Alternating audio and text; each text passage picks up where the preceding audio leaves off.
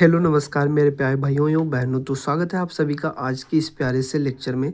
तो दोस्तों आज के इस प्यारे से लेक्चर में हम लोग पढ़ने वाले हैं पॉलिनेशन के बारे में, जिसे आप हिंदी में परागण कहते हैं, जो कि आपका एक इम्पॉर्टेंट क्वेश्चन है जो आपके बोर्ड एग्जाम में बार बार पूछा जाता है। ठीक, तो इसमें हम डिटेल पढ़ने वाले हैं कि परागण क्या होता है, परागण कितने प्रकार के होते हैं, परागण कैसे होता है। ठीक, तो आप लेक्चर पूरा देखिएगा, लेक्चर को स्किप मत कीजिएगा। तो चलिए बिना देर के हुए हम देखते हैं कि परागण क्या होता है।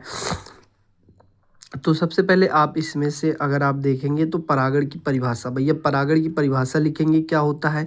जैसे परागण कैसे होता है, परागण जो होता है भैया, परागण में पाए जाते हैं परागकण। ठीक, तो परागकण जो होते हैं वही परागकण जो होते हैं परागकोश से निकलते हैं।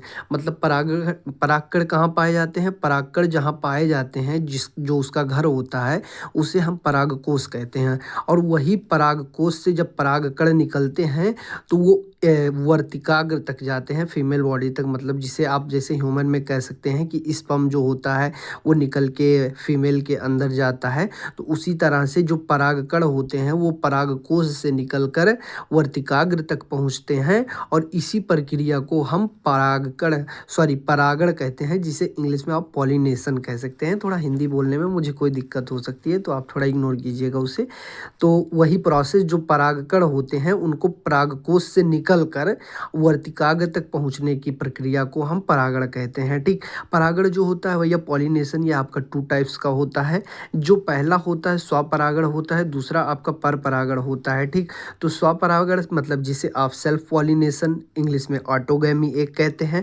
दूसरा आपका परपरागण जिसे क्रॉस पॉलिनेशन एलोगैमी कहा जाता है। ठीक, तो परागण आपके कितने प्रकार के हो गए, आपसे पूछा जाए परागण के बारे में तो जैसे आपसे 2 नंबर का पूछा जाता है तो थोड़ा आप कम लिख सकते हैं, 4 नंबर का है, 5 नंबर का है तो थोड़ा ज़्यादा लिख सकते हैं। ठीक, तो उसी हिसाब से आप लिखेंगे। तो स्वपरागण सेल्फ पॉलिनेशन जिसे ऑटोगैमी कहा जाता है, परपरागण जिसे क्रॉस पॉलिनेशन एलोगैमी भी कहा जाता है। ठीक, तो अब चलिए देखते हैं हम इसमें कि स्वपरागण क्या होता है। तो भैया स्वपरागण जो होता है जिसे आप क्या कहते हैं, ऑटोगैमी। ठीक, तो इसको अगर हम देखें तो स्वपरागण की परिभाषा सबसे पहले क्या होती है। तो भैया स्वपरागण क्या होता है, जब एक पुष्प के परागकण उसी पुष्प या उसी पादप के किसी अन्य पुष्प के वर्तिकाग्र तक पहुंच जाए तो यह प्रक्रिया स्वपरागण कहलाती है। ठीक, तो इसको आप कैसे आप समझेंगे भैया, जैसे मान लीजिए कोई परागकण है जो किसी एक फ्लावर के मतलब किसी एक ही पुष्प के मान लीजिए परागकोश से निकला और उसी के वर्तिकाग्र में पहुंच गया, और या फिर उसी पादप के किसी अन्य पुष्प के वर्तिकाग्र तक पहुंच गया, तो यह प्रक्रिया जो होती है भैया स्वपरागण कहलाती है। मतलब पौधा उसमें एक ही रहेगा। ठीक, एक ही पौधा दोनों में रहेगा, लेकिन ये भी हो सकता है किसी उसी पुष्प से निकले और उसी के वर्तिकाग्र में पहुंच जाए, और या फिर किसी पुष्प से निकलकर दूसरे पुष्प के वर्तिकाग्र में पहुंच जाए। मान लीजिए हवा चले, यहाँ पे इसके परागकोश से परागकण निकल के इसमें आ जाए। ये जो यहाँ पे बीच में ये इंसेक्ट दिखाई गई, इसको आप काट दीजिए। इसमें इंसेक्ट के थ्रू भी हो सकता है पर कोई ज़रूरी नहीं है, इसमें माध्यम की हमें आवश्यकता नहीं होती है, ये ऑटोमेटिक हो जाता है जिसे ऑटोगैमी कहा जाता है। तो इस चीज़ का कोई ज़रूरी नहीं है होना, इसमें हमें मीडियम की आवश्यकता नहीं होती है या अपने आप हो जाता है। ठीक, माध्यम की आवश्यकता नहीं होती है। तो कहने का मतलब क्या है कि उसी पुष्प के परागकोश से परागकण निकला और उसी पुष्प के वर्तिकाग्र में चला गया, या फिर उसी पौधे के किसी दूसरे पुष्प के वर्तिकाग्र में परागकण चला गया, तो यह हो गया स्वपरागण, जिसे भैया सेल्फ पॉलिनेशन कहा जाता है, ऑटोगैमी। अब भैया हम देखते हैं कि स्वपरागण के लाभ क्या हैं। अब भैया स्वपरागण से लाभ क्या होता है, स्वपरागण से पादपों की शुद्ध वंशज चलता है। भैया जो इनका वंश होता है एकदम प्योर रहता है, मतलब कोई उसमें चेंजिंग नहीं होती है, और वो वंश जो होती है पीढ़ी दर पीढ़ी ये एकदम सेम पाए जाते हैं, उनका वंश अच्छे से चलता रहता है।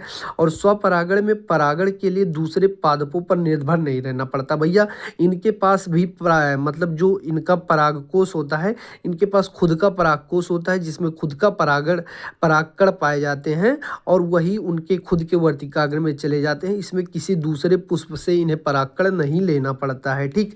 तो ये स्वपरागण के लिए किसी दूसरे पादप पर निर्भर नहीं करते हैं। इसमें पुष्पों को रंग, सुगंध एवं मधु उत्पन्न करने की आवश्यकता नहीं होती है।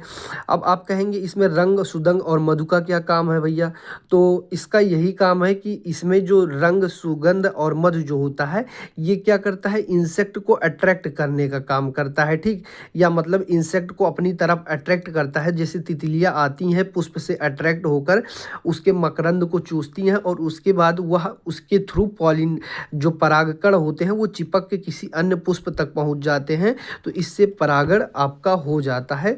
तो ये इंसेक्ट को अट्रैक्ट करने के लिए उसमें रंग और सुगंध, ये मधु, ये चीज़ें पाई जाती हैं, ठीक। तो इसकी आवश्यकता नहीं होती क्योंकि इसमें हमें माध्यम की आवश्यकता नहीं होती है। उसी तरह अगर आप देखेंगे इसमें अधिक परागकणों की आवश्यकता नहीं होती है।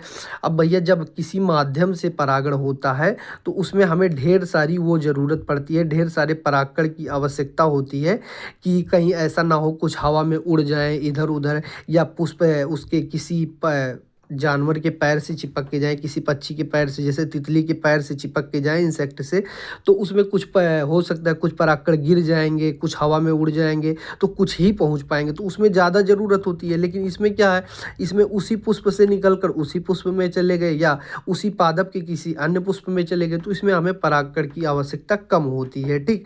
तो ये इसके लाभ हो गए। अगर इसमें हानियाँ देखी जाए तो इसमें कुछ हानियाँ आती हैं दोस्तों, जैसे पीढ़ी दर पीढ़ी आनुवांशिक बीमारियाँ स्थानांतरित होती रहती हैं।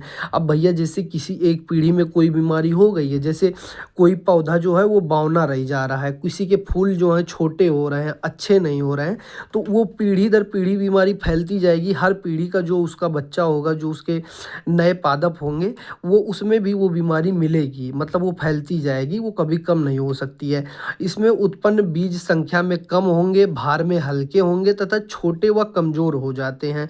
बीज जो होते हैं उत्तम श्रेणी के नहीं होते हैं, जिससे नई जातियों की उत्पत्ति नहीं हो पाती है और उनकी वही पुरानी जाति, वही पुरानी पीढ़ी मतलब आगे चलती रहती है। तो ये हमारा हो गया भैया स्वपरागण। अब अगला टॉपिक है हमारा परपरागण, ठीक। तो भाई लोग जो परपरागण है उसे हम नेक्स्ट वीडियो में कवर करेंगे, एक छोटा सा वीडियो डालेंगे क्योंकि ये वीडियो लंबा हो जाएगा। टॉपिक वाइज आप जैसे आपको स्वपरागण पढ़ना है तो ऐसे आप एक लेक्चर देख लिए छोटा सा, परपरागण पढ़ना है तो उसको भी देख लेंगे, क्योंकि परपरागण का टॉपिक जो है आपका क्रॉस पॉलिनेशन का वो बहुत लंबा होने वाला है। तो क्रॉस पॉलिनेशन हम नेक्स्ट लेक्चर में करेंगे। तब तक के लिए आपको धन्यवाद। और अगर वीडियो समझ में आया हो तो आप अपना रिस्पांस कमेंट बॉक्स में ज़रूर दीजिएगा। तब तक के लिए बाय बाय, हम मिलते हैं नेक्स्ट वीडियो में।